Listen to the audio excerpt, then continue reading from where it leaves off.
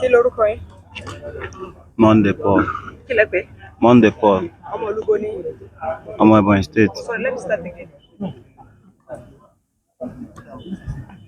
Okay, yeah, let's start. Kí lorúkọ yín? Monday Paul. Monday Paul. Ọmọ olúbo ní. Ebonyi State. Ebonyi State. A ti tó bí ọdún mélòó lẹ ti wà nípínlẹ̀ Ògùn? Ogun State lọ bí mi sí, àmọ́ a kúrò lógun State ní 2012. A padà sí Ebonyi State. Ní 2012 yẹn àbí? Bẹ́ẹ̀ni. Láti ìgbà yẹn lẹ ti wá lọ sí Ebonyi State àbí? Bẹ́ẹ̀ni. Ìbọn lẹ wá padà wá sí Ògùn State Ní January 15 mo padà wá sí Ogun State. lọ́dún yìí. Báwo ló ṣe ṣẹlẹ̀? Báwo ni ẹ ṣe délé ìwé ẹran? Kí ló dà yín pọ̀ mọ́ àwọn tí wọ́n ń jiyàn sí èdè ògbó? Ọ̀rẹ́ mi kan tí mo bá ní ọ̀rẹ́ mi tájọ wá láti ìlú kan náà ni mo ṣàlàyé situation mi fún ní village. Ó wá ní pé ọkọ àǹtí òun ṣe iṣẹ́ oko kòkó, ń pé kí n tẹ̀lé òun pọ́n máa sanwó lọ́dọọdún. So aṣáájọ sọ iye tó máa sọ fún mi lọ́dún. Wọ́n lọ máa fún mi 250,000 lọ́dún. Mo dẹ̀ gbà. Ìgbà tí a dé, èmi àti ọkọ àǹtí ẹ̀ a jọ sọ̀rọ̀. Ìgbà tá a sọ̀rọ̀ tán, price bọ́ sí. Èmi àti a jọ travel wá sí Ìjẹ̀bú-Igbó ní 15th of January. Mo dẹ̀ bá wọn bẹ̀rẹ̀ iṣẹ́ oko. So ọ̀rẹ́ ọ̀gá mi yẹn ló wá mú fóònù wá bá mi pé kí n bá òun delete nǹkan lórí fóònù yẹn. Ọ̀gá mi dẹ̀ wá ńgbà tó mú fóònù yẹn wá, àti ọ̀rẹ́ mi yẹn náà tó mú mi wá sí Ìjẹ̀bú-Igbó dẹ̀ wá. Ìyàwó ọ̀gá mi náà dẹ̀ wá ńbẹ̀. Mo dẹ̀ bá delete nǹkan tán lórí fóònù yẹn ni mo wá ní kí ọ̀rẹ́ mi yẹn kó tan hotspot fún mi kí n fi wọ orí Facebook. Ìgbà tí mo wá wọ orí Facebook, mo wá rí pé Facebook obìnrin ni. Mo dẹ̀ change password Facebook yẹn, àmọ́ mi ò ṣe nǹkankan sí. Mi ò touch anything, mo kàn change password ẹ̀ tí mo dẹ̀ dá fóònù padà fún ẹni tó ní fóònù. Ìgbà tẹ́ change password yẹn, kí ni motive tẹ́ ń fi change password yẹn? Mo kàn change ẹ̀ nítorí mo mọ bó ṣe mo ń ṣiṣẹ́ Yahoo tẹ́lẹ̀. Mo kàn change password ẹ̀ nítorí tí n bá rí ẹni tó fẹ́ tó lọ́ máa ń ta àkáǹtì. Tó tí bá rí ẹni tó fẹ́ rà kí mo lè tà á fún un. Àmọ́ mi ì ṣe anything sórí ẹ̀, mo kàn keep ẹ̀. Ìgbà tí ó wá ń track ọ̀rẹ́ mi yẹn tó tan hotspot, ó wá mú ọ̀rẹ́ mi yẹn pé fóònù tó tan hotspot fún dà. Ó wá ní èmi ni mo mú wá. Ìgbà tó wá mú èmi, mo ní èmi kọ́ ni mo ní fóònù. Ń pé ẹni tó ní fóònù ni Mr. Chibeze. Ó dẹ̀ mú Mr. Chibeze. Ẹni iṣẹ́ Yahoo ẹ máa ń ṣe? Tẹ́lẹ̀ ni, àmọ́ ìgbà tí EFCC mú mi mo stop ẹ̀. Ọdún wo ni EFCC mú yín? 2022. Iṣẹ́ òwò kan lẹ́yìn kọ́? Labour ni mo máa ń ṣe tẹ́lẹ̀. Nìkan? Ẹ níṣẹ́ owó kankan tẹ́ ẹ kọ́? Ẹ sọ lẹ́ẹ̀kan wípé ẹ change password Facebook yẹn. Bẹ́ẹ̀ni.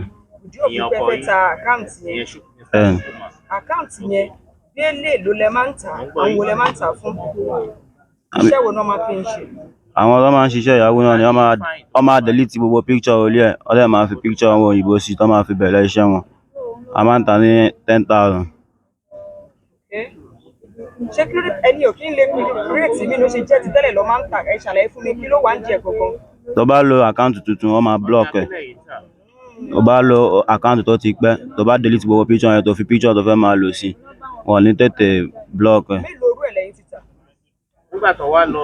Mo ń ṣiṣẹ́ yẹn tẹ́lẹ̀, àmọ́ mi ò tíì tà kankan. Eléyìí tí tó mú fóònù ẹ̀ wá bá mi ni mo kàn ní kí n keep ẹ̀. Tó bá ní ẹni àwọn ọ̀rẹ́ mi tá jọ ń ṣe tẹ́lẹ̀ tó bá ní wọ́n need ẹ̀, torí mi ní Android phone mọ́. So ní ìsinyìí torí wípé ẹ change password yẹn, ẹni tí ó lo Wi-Fi yẹn nìyẹn ni àwọn rí pé ẹ ti fi login sínú àkáǹtì Facebook ẹni yẹn àbí? Bẹ́ẹ̀ni. Ló fà tí wọ́n fi ní bọ́tẹ̀ yín mọ̀ wípé àwọn pípọ̀ yẹn ń ṣiṣẹ́ ìjínigbé tẹ́lẹ̀ àbí? Mi ò mọ̀, ọdún yìí ni mo mọ̀ wọn. Ọ̀rẹ́ mi yẹn nìkan ni mo mọ̀. Iṣẹ́ wo lẹ mọ̀ tọ́dẹ̀ yín yẹn ń ṣe? Òun náà ní oko kòkó ńbẹ̀. Olóko kòkó? Ńbẹ̀. Oṣù kélòó òwò lè tẹ́tí bá wọn ṣiṣẹ́ oko kòkó yẹn? Mo ti ṣe dé oṣù karùn-ún. Oṣù karùn-ún. Ṣé ẹ ti wá gbowó ńbẹ̀? December lọ ni wọ́n máa sanwó fún mi. Mo dẹ̀ ti jọ ọjà bí oṣù kẹta pé mo fẹ́ lọ pé mi ò ṣe mọ́. Torí mo ní mi ò ṣiṣẹ́ oko rí. Mo dẹ̀ ní mo fẹ́ padà sí ìlú wa, ó dẹ̀ ní kí n jọ kí n bá wọn ṣe dé December kó fún mi lówó mi. Kí lorúkọ yín lẹ́ẹ̀kan sí? Monday Paul. Ṣé àwọn ẹbí tí wọ́n mọ̀ pé wà ní? Àwọn ẹbí mi ò tí mọ̀, àmọ́ ńgbà tí ìyá mi gbọ́, òun ló fi jẹ́ kó ṣọ́ọ̀kì yẹn ló jẹ́ kó kú lóṣù tó kọjá. lóṣù tó kọjá Eh, oṣù tó kọjá kó oṣù keje tó kọjá ẹ̀ mo ṣe gbọ́ báwo ní lẹ̀yin ṣe wá gbọ́ pé ìyá yín kú. nínú àwọn kan tó àjọ wà nínú iṣẹ́ tó ń lọlé ni mo fún nọ́mbà ìyá mi pé kó bá mi pè é. Ìgbà tẹ́ni yẹn máa pe nọ́mbà yẹn tó máa padà, ó ní pé ẹlòmíì ló gbé ń gbọ́ ní ó kú ní oṣù tó kọjá bí ìjẹta lẹ́ni yẹn sọ fún mi. kí lẹ wá fẹ́ kí ìjọba ṣe fún yín báyìí. Mi ò mọ̀ pé wọ́n ń ṣiṣẹ́ gbọ́ àwọn yẹn ń ṣiṣẹ́ ajínigbé tẹ́lẹ̀. Ká ní mo mọ̀ ni mi ò ní gbé pẹ̀lú wọn. Èmi nítorí ìyá mi yẹn náà ni mo ṣe wá bá wọn ṣiṣẹ́ oko kó lè sanwó fún mi. Nǹkan tẹ́mi fẹ́ kí ìjọba ṣe fún mi náà ni kó ṣàánú mi nítorí òkú ìyá mi yẹn. Kó lè wo ti ìyá yẹn kó ṣàánú fún mi. ọmọ ọdún mélòó ni yín báyìí. 24 years. kí ni orúkọ yín. I don't hear Yoruba, kí man. lẹ fẹ́. I don't hear Yoruba, man. you don't hear Yorùbá. Yes. okay dear, what is your name. My name is Eke Peter. your name is. Eke Peter, you are from which state. Ebonyi State. you are from Ebonyi state. Yes, ma'am. how come what you want to do Ilewe Ẹran. Last year, in 2023, so I was in Asaba before. So that the time I was in Asaba, I do cucumber work. I dey plant cucumber. So that time I get small issue. So and my sister and my sister they marry one man from that the same our side, but it's not the same community. So as they marry, I come tell my sister say I get issue of 120,000. Say if she will help me with the money. So my sister say I should come their side. That is how I entered Ogun State. So as I come to their side, I do farm work for them. So as I reach there, I see say the work what did they do for them? They give money. I say okay, so make them find me land, make I do my own for there. So they come give me land. Come reach this year, December, as I go village, I carry my friend because that my in-law he still need another boy. So I carry my in-law Monday Paul. My friend Monday Paul, I carry am come. So we dey two boys for the same house. They do work together. What Monday Paul dey do for you. Na cocoa work, na farm work. So as we dey do the work dey go. So my in-law he give me phone wey I dey use. So the phone na Redmi phone. What's the name of that your in-law. Ejiofor Nwale. Him, yes, he's my in-law. So he gave me the phone. As I dey use the phone, I use the phone from September last year. I started to use the phone. So e reach February this year as that my friend now we dey together. So Oda Chibeze come bought one phone he bought from one boy. So the guy he come their side, he carry the phone come meet my in-law, say make my in-law buy the phone. My in-law say he no buy phone again. So he carry am meet Oda Chibeze. What is the name of the boy that played the phone that want to sell. They say his name is Ifeanyi. Ifeanyi. Yes. You know Ifeanyi before. No, that first time that he bring the phone for Oda Chibeze is the first time that I set my eye. No, Oda Chibeze is that. That is other side. Yes. So as he bring the phone, that's the time I saw the guy. They say his name is Ifeanyi, the guy I talk. So as he bring the phone, he buy am. That Oda Chibeze bought the phone. As he buy the phone, he give Monday Paul. Make Monday Paul help am delete some pictures and some unnecessary app in the phone. So as he give Monday Paul try to delete some things. He ask me to use the phone that I'm using, and that I should on my hotspot in order for him to connect because there's no SIM card in the phone. So I on the hotspot for him without knowing that that they are tracking the phone. So as I on the hotspot, he delete some things and he do what the rest. I don't know how we do it, but I just on hotspot for him. So as I off for him, as he do finish, I off my hotspot. So as I off my hotspot, we go home because that place where they do that farm work, network dey somehow there. So as we reach home, that guy that bought the phone after 3 days, abi 1 week that we connect the hotspot. So he heard that one of those boys that sell the phone for him was arrested by DSS at Anambra State. So he quickly burn the phone, but I did not know. I'm not there the time we burn the phone. Or that Chibeze, the one that bought the phone now. So as he bought the phone, he called me and that my friend Monday Paul that he has already bought the phone. So as he tells us that he has already bought the phone, he carry us go that side. As I reach there, I see where he put fire, but we no go look am. So as I sit there, we turn back, we come dey talk say he do mistake. So me I come dey think say how you go take burn the phone. So me and my friend come dey talk say it's like something is attached to the phone, and without knowing that the phone is already in track. So as he burn the phone, on 1st March is the day that I hotspotted the phone. So on June 1st, me and that my friend we had an issue. So and he has more money. His money is in my account, and I have lost my alert SIM card. So he insisted that I should give him the money instantly. So I told him to establish that I want to go to bank and change alert SIM card so that I will be able to transfer the money for him. So I entered Agowe, Alabasi University. So as I reached there, I changed my alert SIM card. So as I change the alert SIM card finish, time don go wey I go enter that our side. I came back. Around what time are you talking about? Around what time is that? There is 4 o'clock, but from there I go we reach our side is far. It's almost 4 hour journey. From that side. The place we were staying, Okewa Talaga Ijebugbo. What do you call it? Okewa Talaga Ijebugbo. Okay. So as I change the alert SIM card finish, I sleep at Agowe side that day. So the following day, as I was coming back to Okewa Talaga Ijebugbo, they called me, my sister called me that police came to that our side that we were doing the farm work and arrested my in-law with that my friend Monday Paul. So as they told me that they arrested him, me, I don't know, I can't look, I say no, I didn't do anything. So my conscience is clear. So they say they are looking for me. So as they enter Ijebubo town, they see me, they carry me. As he carry me enter Ijebubo station, he start to ask me question about the phone that I use. I tell him that I'm not using two phones except the phone that he saw with me.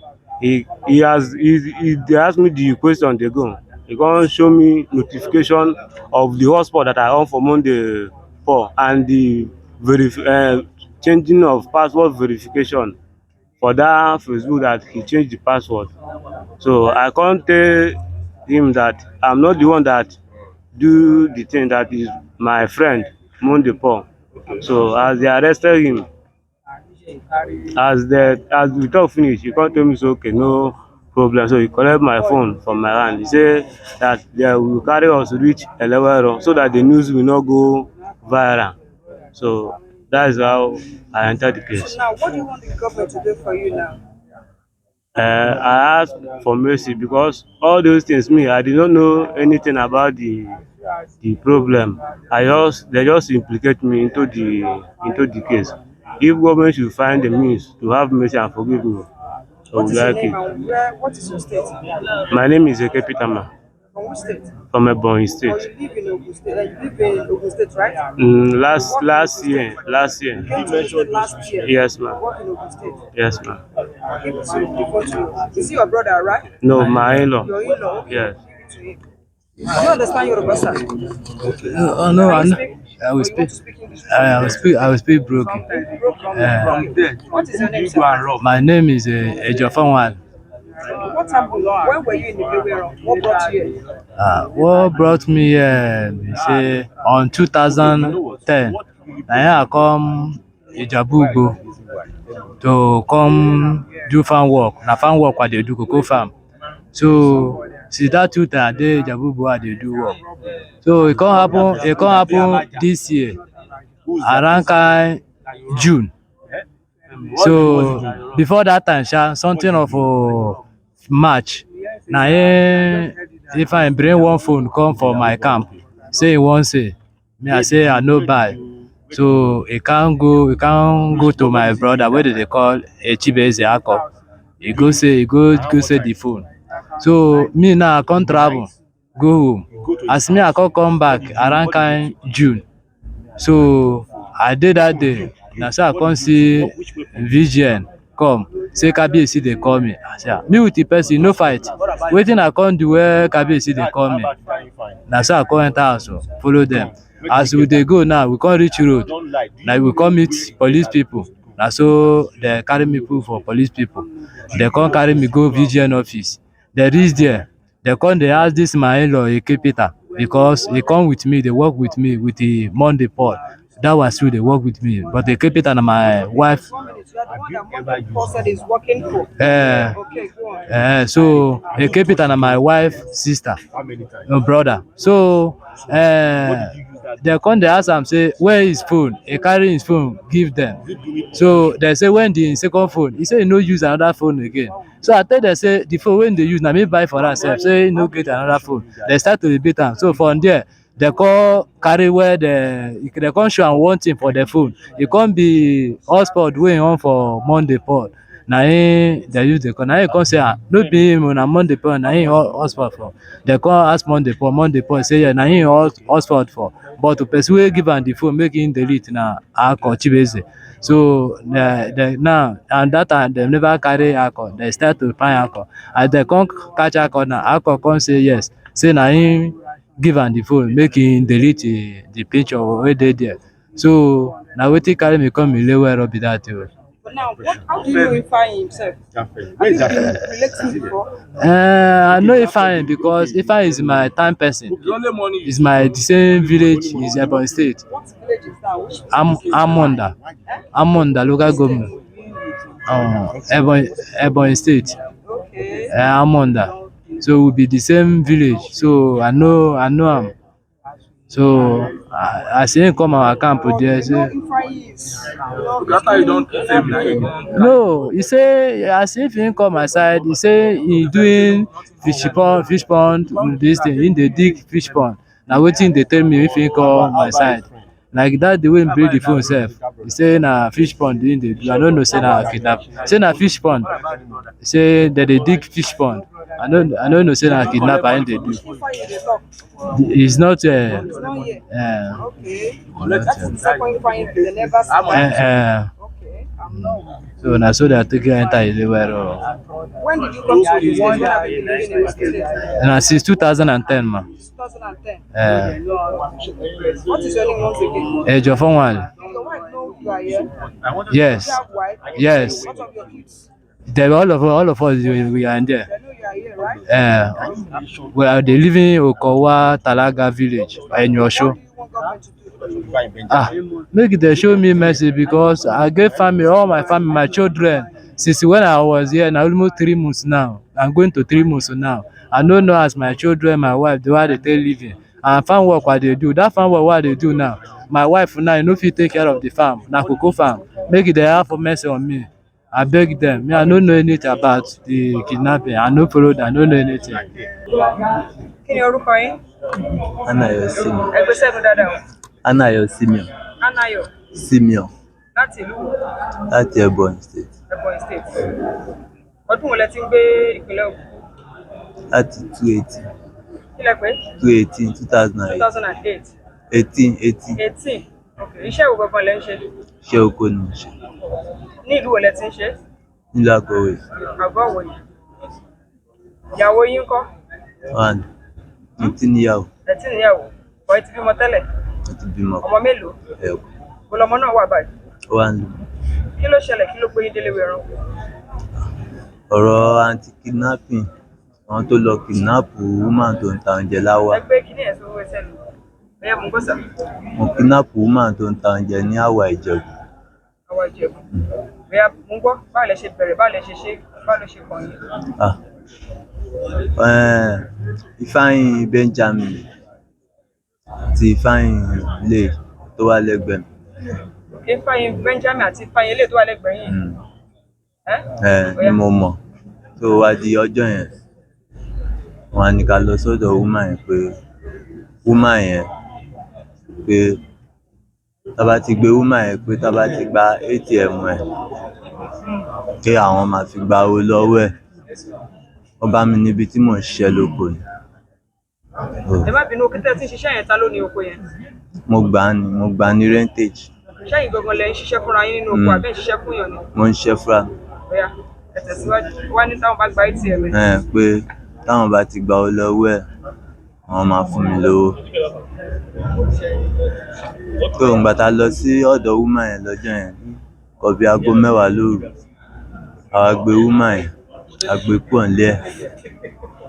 Báyé ń lọ a wá débi odò kan ọ̀fun tí ń gbẹ wá èmi pẹ̀lú Ifeanyi eléyìí.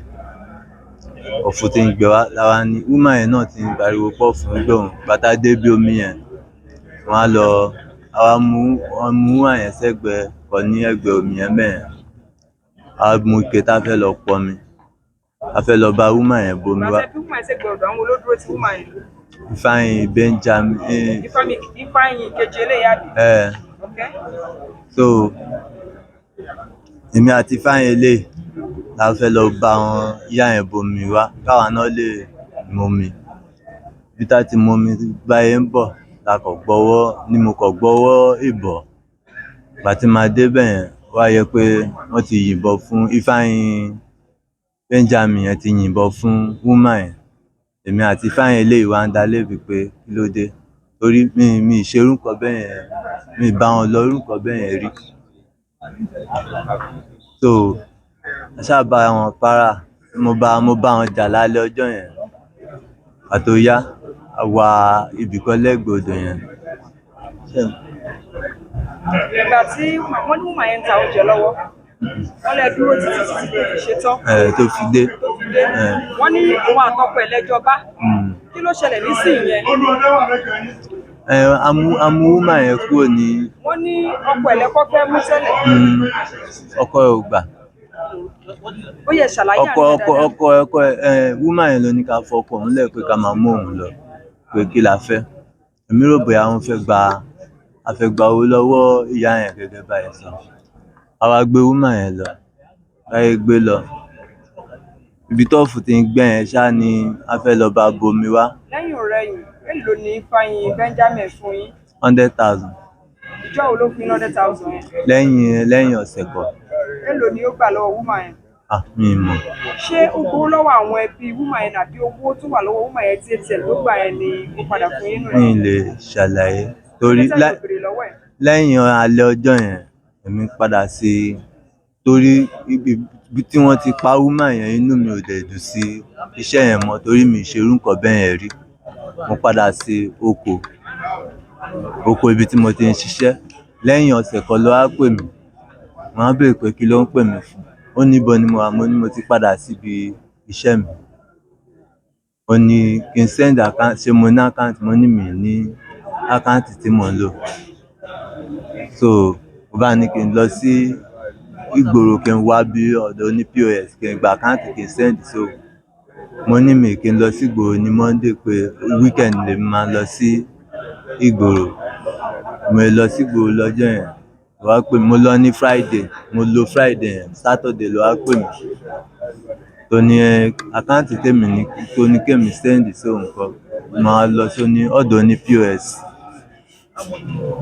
Mo lọ síbẹ̀ mo send account sí òun ó ṣe 100,000 fún un àti ìgbà yẹn àfojú kọra wa mọ́. Lẹ́yìn yẹn wá di last month 25 last month tó kọjá ká tó kó sóṣù ní àwọn mi tẹ̀ mọ̀ pé àwọn ọlọ́pàá ní landlord tí mo ń gbé nílé ẹ̀ pastor ni ló bá mú àwọn ọlọ́pàá wá sọ́dọ̀ mi. Mo mú àwọn ọlọ́pàá wá sọ́dọ̀ mi pé ìyá tí mo ń gbé nílé ẹ̀ pé 6,000 tí mo sọkùn ní owó ilé pé ìyá yẹn ti torí ẹ̀ fọlọ́pàá mú òun pé kí n wá fún wọn ní 6,000 wọn tó kù. Bí mo lọ sódò ibi tí mo ti ń lọ sódò yẹn gan èmi àti èkejì mi la jọ ń ṣiṣẹ́. Mo ní kí yẹn gbé báàfù kó máa lọ pé èmi fẹ́ yàgbẹ́. Bí mo yẹ gbóhùn pásítọ̀ yẹn ni mo padà sí ilé. Ìgbà tí mo padà sí ilé wọ́n á mú mi láwọn ọlọ́pàá mú mi, wọ́n handcuff mi, gbé mi sí mọ́tò, mo dé ìgboro. Ìgbà tí mo dé ìgboro ni wọ́n wá ṣílẹ̀kùn mi, wọ́n wo ilé mi, wọn ò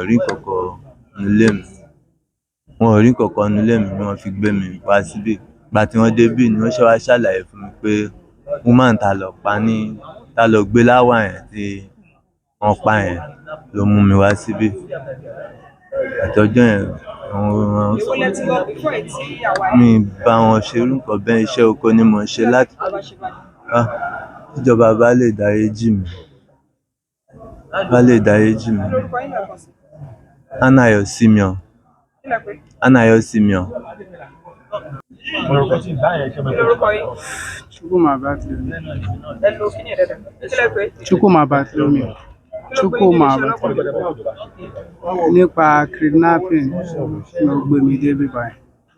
So Ọlọ́run ṣàánú mi. Torí bí mo ṣe wà ń bẹ̀ báyìí kó tó di pé wọ́n ti arrest mi gan. Mo ti ṣèbúra f'Ọlọ́run pé ìjọ́kíjọ́ mo forúkọ mọ́ mi gan ṣèbúra. Ìjọ́kíjọ́ tí n bá ṣe àṣemáṣe, ìjọ́ yẹn ni kílẹ̀ mọ́ bá mi lórí ẹ̀. Reason ni pé kì í ṣe intentionally, but mo ní àbúrò kan tó ń pè ní Fáyìn Benjamin. Àbúrò yẹn àtijọ́ wà níjẹ̀bú, iṣẹ́ fish pond ni mò ń ṣe. Kò sẹ́ni tó wà níjẹ̀bú, bó ṣe ń wò mí gan-an àtìgbà tí mo ti jáde lórí pé bóyá wọ́n ṣe investigation lórí mi. Anybody máa wà shock torí mò ń ṣiṣẹ́ kárakára, mi ò fìgbà kan ṣọ̀lẹ. Gbogbo bí operation gan tó ń sọ̀rọ̀ yìí náà, mi ò yó, mi ò dẹ̀ bí pé bí ń pa mí gan torí gbogbo ìgbà tí mò ń ṣiṣẹ́ tí mi ò tiẹ̀ mọ̀ ń pa anything, mo wà okay jù báyìí lọ. To cut it short,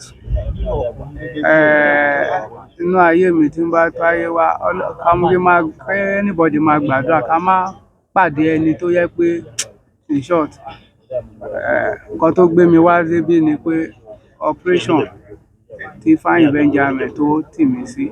Irú operation wo? Operation kidnapping àti murder.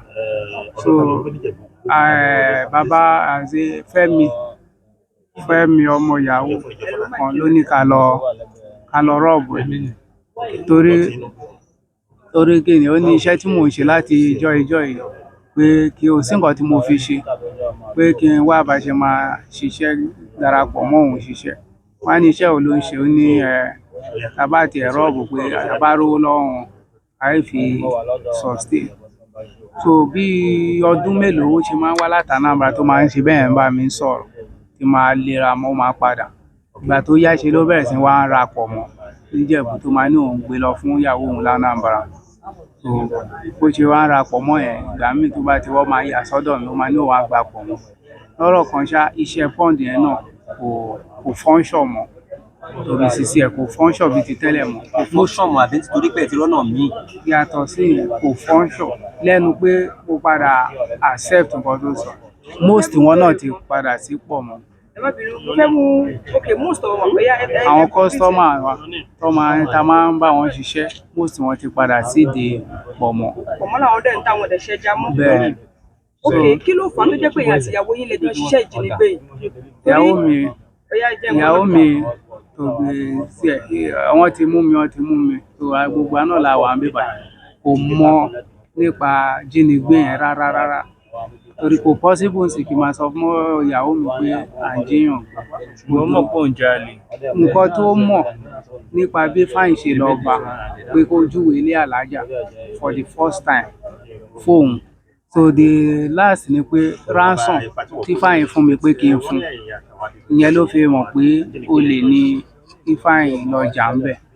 So later the day kò wá mọ̀ torí gbogbo bá ṣe ń ṣiṣẹ́ náà mò ń lọ sóko, mò ń ṣe gbogbo ẹ̀, mi ò stop iṣẹ́. Káàtì ẹ̀ níṣẹ́ pọ́ǹdù lọ́mọ́ mo yìí ń dáko. Lẹ́ẹ̀mejì lọ ti lọ báyìí láti lọ jíyàn gbé. Èèyàn méjì ni mo ti bá darapọ̀. Gbogbo méjì tẹ́ ti lọ yẹn. Ẹ̀ẹ̀méjì àbẹ́ ẹ̀mẹ́ta? Ẹ̀ẹ̀méjì, èèyàn méjì ni a ti jí gbé tó dẹ̀ jẹ́ pé bóyá. Tí ọmọ yahoo yẹn tí wọ́n ní wọ́n gbé yẹn òun ni Fẹ́mi àti bàbá Adéìfẹ́. Bàbá Adéìfẹ́. Alájà ńkọ́? Alájà onípọ̀mọ́ tí wọ́n ní wọ́n pa ọmọ ẹ̀ ńkọ́? Mi ò bá wọn lọ. Wọ́n ná kówó kan fún yín 130,000.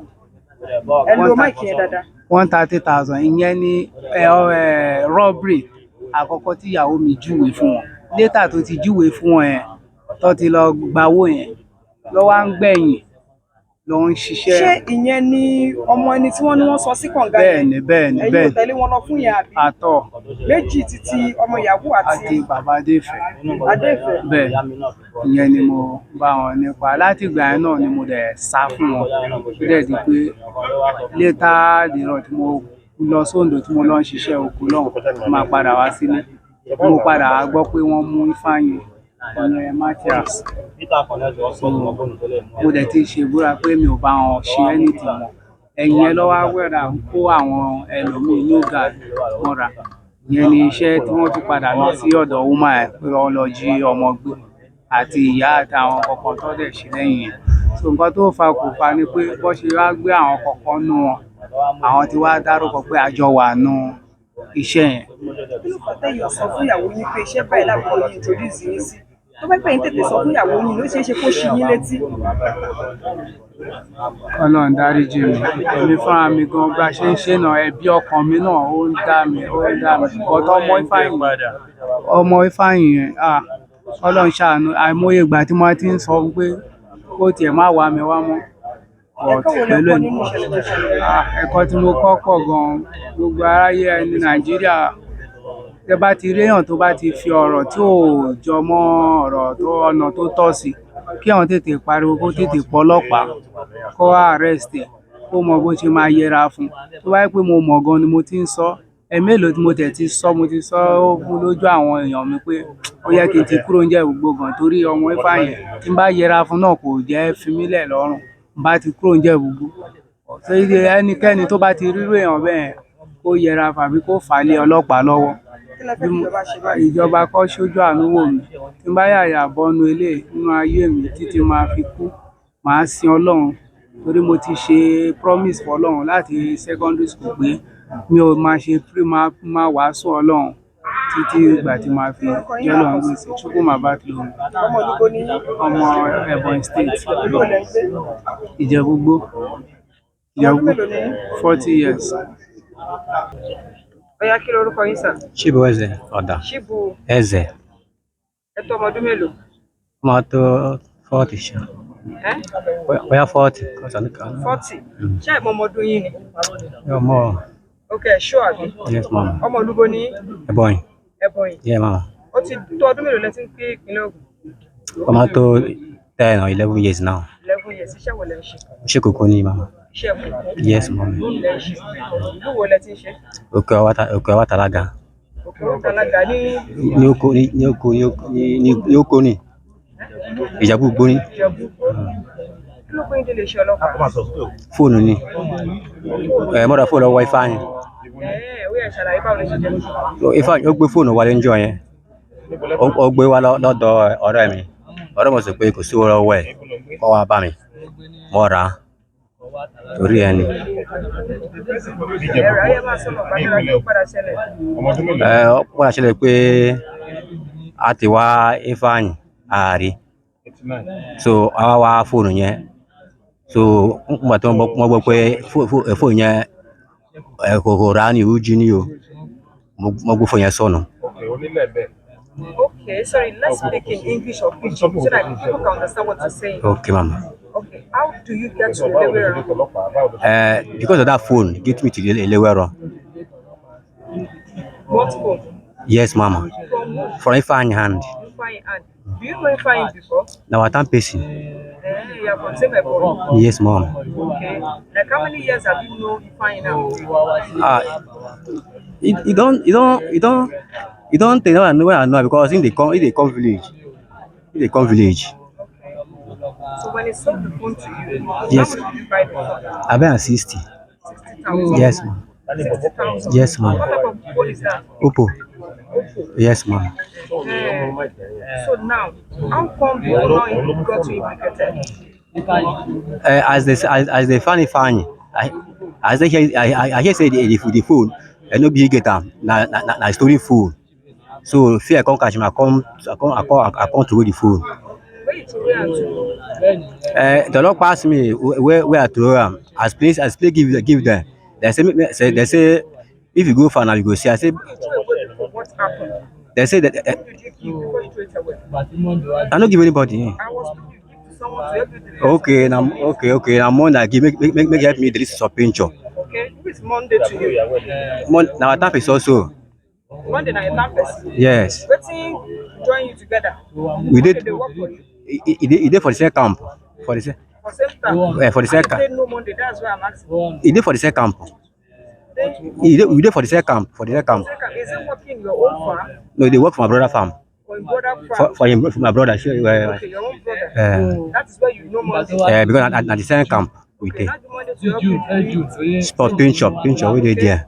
So when you now knew that phone was a stolen phone, then what now happened? They arrest me.